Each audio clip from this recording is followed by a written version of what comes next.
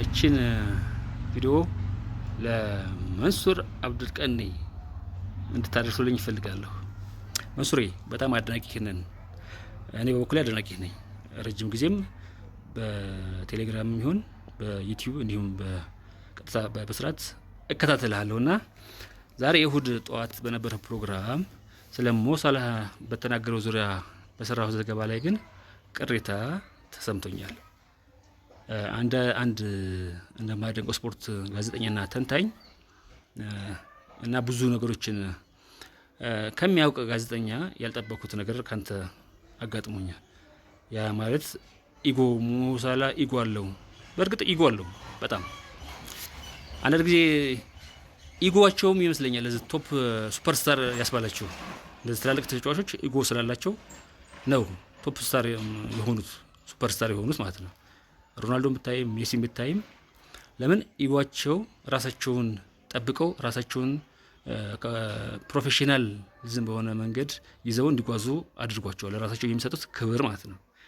እና ክለቡን በሚጠቅም መንገድ እስካዋሉት ድረስ እኔ ኢጓቸው ችግር አይመስለኝም። እና ሞሳላህ አምና የሰራውን ስራ እናውቃለን።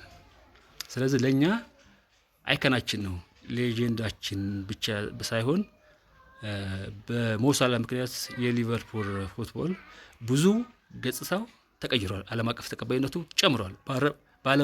በአረብ ምድር ሊቨርፑል ዛሬ ቀዳሚ ተመልካች እንዲያገኝ ሳላይ ራሱን አስተዋጽኦ አበርክቷል።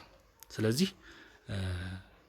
ሰሞኑን በተነሳው ነገር ትንሽ የተናገርካት ነገር ጧት ዛሬ ላይ ማለት አሰልጣኙን ለመከላከል ይሁን አላውቅም ብቻ አነጋገርህ በቃ የሆነ ትንሽ የሚያስቀይም ነገር ነው ለኔ ተረዳሁት ማለት ነው።